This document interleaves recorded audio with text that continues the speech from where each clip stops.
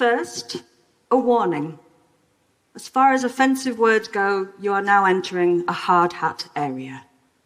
We're going to be unabashed in this. I am talking to you about a very particular word, a very powerful word, a very see you next Tuesday word. A word that is still so offensive that the funders of this event would only let me talk about it if we censored it on the slides. Which rather proves my point, don't you think? I love this word. Oh my God, I love everything about this word. Not just what it signifies, but the actual sound of it. The fact that the C and the T just cushion the sound into this monosyllabic that you can just spit like a bullet, or you can extend it out and roll it around your mouth. Cunt. I love its dexterity. I love the fact that in Scotland it's a term of endearment. But in America, it's horrendously offensive. I love it means something different with your friends than it does if you said it to your boss. It would probably cost you your job. I do not recommend it. I love this word. I love the fact that the first three letters are still the same chalice shape, all rolling through the word until they're stopped in that plosive T at the end. I think the thing that I love most about it is its status as the nastiest of all the nasty words. Although that title is under some contention now, there are other obvious heavyweight contenders for the most offensive word. The N-word, for example. But here's what I would say to you. I know why that word is offensive.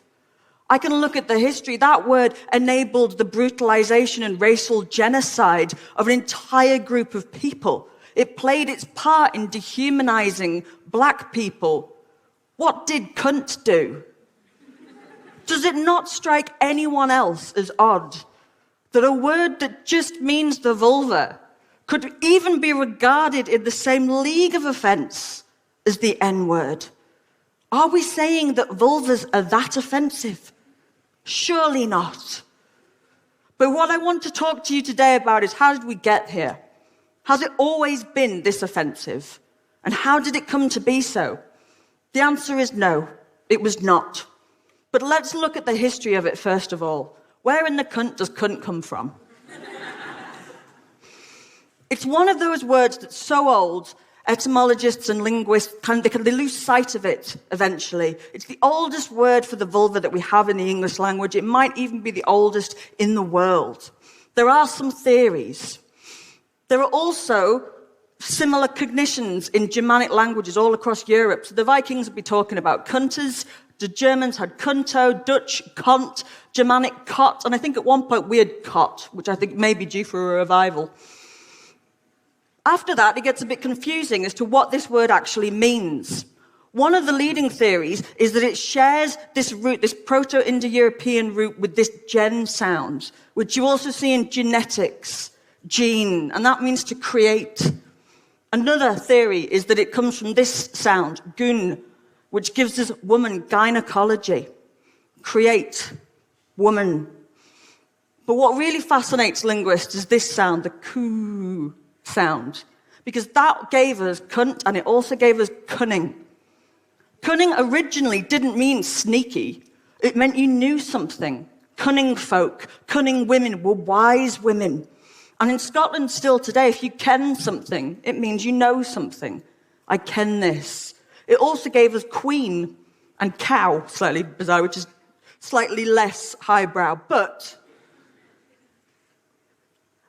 it turns up again in the Middle Ages in quent, which means knowledge and also means cunt. It has a Latin variation as well, cunnis, which also means cunt, which turns up all over the Roman world, including in graffiti in Pompeii.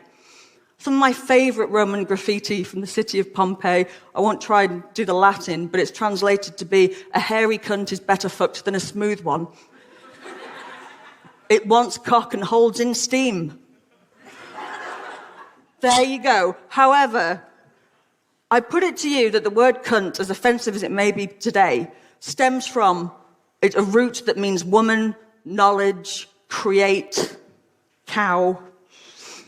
Has it always been this offensive? No. But we'll talk about this. So when we talk about these words, vulva, vagina, trying to offer more palatable alternatives to cunt, vagina, the word turns up in the 17th century. It's taken directly from Latin, and it means a scabbard.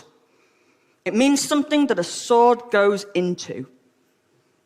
Vulva doesn't do much better. That appears in the 14th century, and it means womb, but some people have suggested it comes from the French and means wrapper. Both these words derive their meaning and their import from the penis, basically. That's what a vagina is. It's something a sword goes into. I say that these words aren't as feminist as cunt, which comes from a word that means queen, create, wisdom, cow.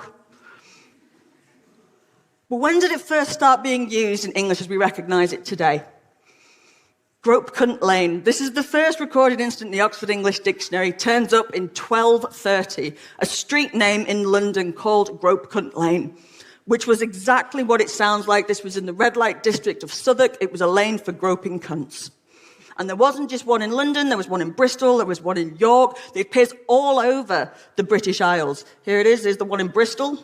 It's like Oxford, there it is just in blue. But whereas Glaswegians might be calling each other and their friends cunts, it seems that medieval people were calling their children cunts because it turns up in a number of names, bizarrely enough. Gladwyn Claw Cunt is recorded in 1066, Guernica Cuntles in 1219, John Phil Cunt in 1246, Robert Cleve Cunt, 1302, and a Miss Bell Wide Cunt turns up in the Norfolk subsidiary role.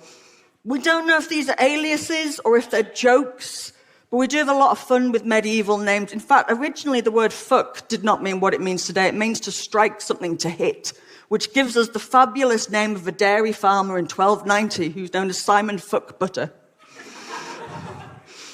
So was this offensive to medieval people? No, it wasn't. Cunts turn up all over medieval culture and medieval literature, and they are certainly not offensive. It's just a descriptive term. Here's some examples. The Proverbs of Hending from 1325 advises women to give your cunt cunningly and make your demands later, i.e.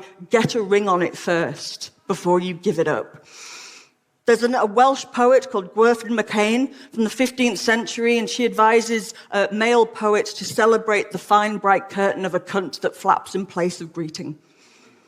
It might surprise us that medieval culture was this open about cunts, but the truth was that they were more sexually liberated than we actually give them credit for. This idea of them being in a tower with a chastity belt on is largely a hatchet job on their reputation done by the Victorians. Now, it wasn't a sexually liberated utopia. They had their own hang-ups, but they weren't that offended by sex. What would get you in trouble, swear words in the Middle Ages, was religious ones, blasphemous ones. If you said something like God's wounds or God's teeth, that's what you'd say if you caught your fly in your soft and danglies in your fly. One medieval poet who drops the C-bomb with the precision of a military drone is this chap, Geoffrey Chaucer, who turns up in GCSEs and A-level syllabuses, although his cunt jokes are generally not dwelled upon.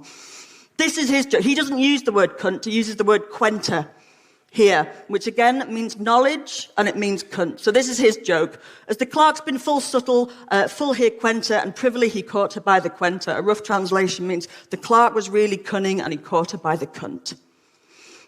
Shakespeare. It's been suggested that he uses that play, acquaint, quenter, cunt, in his sonnet number 20. Here he is. It certainly turns up in a lot of his work. It's a lot ruder than we often give him credit for. In Hamlet, Act 3, Scene 2, Hamlet says to Ophelia, he says, "Shall I lie in your lap?" And she says, "Oh, no, my lord." And then he says, "Do you think I meant country matters?" When David Tennant played that part, he paused on there. "Do you think I meant country matters?" to try and really drive it home. Another one, Twelfth Night, Malvolio says of his mistress's handwriting, "There be her C's, her U's, her T's, and that thus she makes her very great P's," punning on cunt and piss simultaneously. The immortal bard's status as a smut peddler is often swept under the cultural rug. In 1807, Thomas Boulder published The Family Shakespeare, where he edited out all of these jokes, all of the rude bits, and made it a completely cunt-free affair. It's no surprise that about this time, we start to get the first libel laws in Britain, the first banning of seditious and offensive pamphlets with the rise of Puritanism. For Shakespeare to be veiling his cunt jokes in kind of cheeky double entendres suggests that it's not quite as free and open as Guernica Cuntles and Grope Cunt Lane would once have had. The Puritans repressed sexuality, we know this, and language is an extremely important battleground for sexual liberation. How do you talk about your bodies if the very words that you're trying to use are considered to be offensive? How do you do that? And by the time we get to the Restoration period, the early modern period, cunt is most certainly offensive. And this chap here, John Wilmot, Earl of Rochester, is the absolute poster boy of fuck you. If the Puritans tried to dam up sexuality, this guy surfed to notoriety on a wave of sexual repression that was unleashed when the plug was pulled on the Puritan rule. He uses cunt a lot, and he's very naughty about it. He wrote this poem about his mistress and how jealous he was of her other lovers. When your lewd cunt came spewing home, drenched with the seed of half the town, my dram of sperm was supped up after for the digestive surfeit water, full gorged at another time with a vast meal of slime, which your devouring cunt, oh, missed one, hath drawn from porters' backs and footmen's brawn. Sorry, everyone. He uses that word to shock, and it's easy to look at his work and think that he's sexually liberated, but he's actually quite angry at cunts and their owners, and that goes all the way through it. From here on out, cunt is an offensive, naughty word. Georgian cunts, here we go. I'll just let that settle. So what happens about the 18th century is the print industry really explodes. And of course, we being humans, we didn't just want to publish nice books. We published porn, yay! There's a huge proliferation of porn that comes out of the 18th century, but oddly enough, most of it shies away from using that word cunt.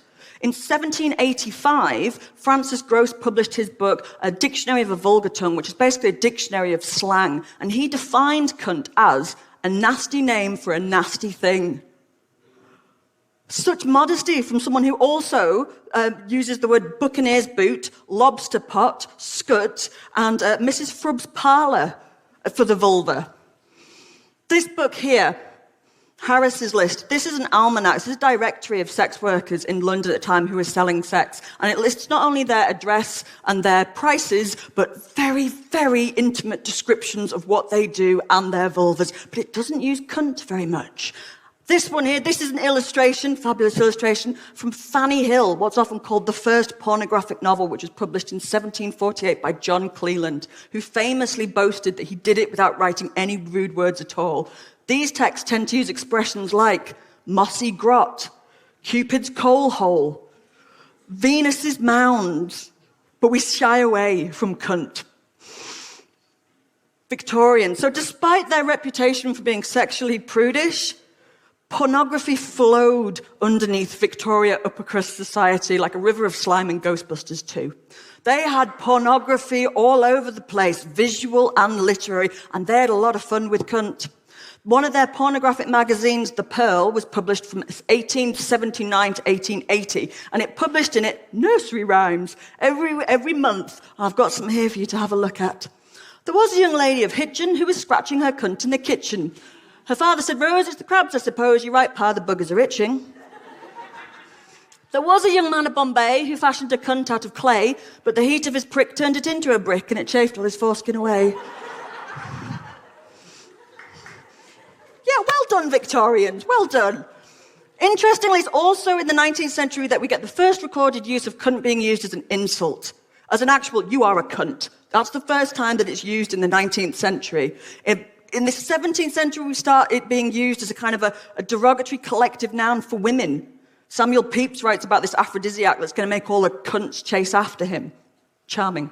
That's when they weren't stabbing him with pins for being too sexually aggressive. Anyway, the Victorians liked a well-placed cunt. One of the most important cunt moments in history is the publication and the subsequent obscenity trial of Lady Chatterley's lover. This book contained 14 cunts and 40 fucks, and it was banned and it had to go on trial in order to be published. And it was shocking not just because of the graphic scenes of sex and the language used, but because it smashes down class boundaries. If you're not familiar with this, it's about Lady Constance Chatterley, a married woman who embarks on an affair with Sean Bean here, but with Mellors the gamekeep. And the idea is that it doesn't matter all her airs and graces and titles. She's got a cunt, she's a sexual, and that levels them. But one of the pivotal scenes is where Mellors tries to tell her what cunt means. I won't do the accent. Nay, fuck's only what animals do, but cunt's a lot more than that. It's thee, dost thou see? There's a lot more beside an animal, aren't there? Even to fuck. Cunt, that's the beauty of thee, lass. Cunt, that's the beauty of thee, lass. I love that. Now, despite a jury that agreed a work stuffed full of cunts does have artistic merit, and they allowed it to be published, and you can see the pictures of the people queuing around the streets to get their hands on this book once it was, cunt never really made it back into the mainstream. Feminists have maintained a rather uneasy relationship with cunt. This is Judy Chicago. She led what was called the cunt art movement of the 1970s. It first turned up in a film, a mainstream cinema, in 1971 in Carnal Knowledge with Jack Nicholson, who screamed at a woman that she is a ball-busting son of a cunt bitch, or words to that effect, and in The Exorcist as well. It appears in the Vagina Monologues, 1996, I think it was, with Eva Ensler when she talks about reclaiming cunt. But it's still not off the linguistic naughty step, despite all of this work. Cunts today. It was finally admitted to the Oxford English Dictionary, despite having been around for thousands of years, in the 70s. And then in 2014, they relented a little bit more and they added cunty, cuntish, cunted, cunting. So we all know exactly what that means. The Ofcom, the regulator for UK TV censorship, in 2016 released a poll of what they regarded to be the most offensive words, and cunt was bang up there. It was on top. It is still regarded as a horrendously offensive word. But here's what I want to leave you with. What do you call yours? Because as far as I can see, words for vulva or cunts fall into a few categories. We've got childlike, a tuppence, a Twinkie, a foo, a minky, a Mary. Very medical, a vulva, pudendum, vagina. Slightly detached, down there. It's down there. Bits, special area. Violent, axe wound, penis flytrap, gash, or a growler. Someone told me, the taxi driver on my way in told me that it's Glaswegian slang for cunnilingus is growling at the badger, which I'll leave that with you. Or they just tend to be unpleasant. Horrible images of fish and meat and general putrescence, fish taco, bacon sandwich, badly stuffed kebab, bearded clam, etc., etc. Are these better alternatives to cunt? But I think the reason that we're not prepared and we can't handle cunt is because we can't handle cunts generally. While it's been linguistically sanitized, culturally, the only cunts we seem to be okay with are ones that have been plucked and buffed and waxed and glued, covered in glitter. It's a vajazzle, by the way. The vaginoplasty business is booming. You can have your labia cut off, you can have your hymen rebuilt, you can have your pelvic floor resprung. Are we this uncomfortable with the cunt actually as it is? It's a seat of enormous and awesome power. It can eat a penis and push out a baby. It's not a twinkle. It is an old word. It's an offensive word, but it's an ancient and honest one. And this is the original word. Everything else came after. So welcome to Team Cunt.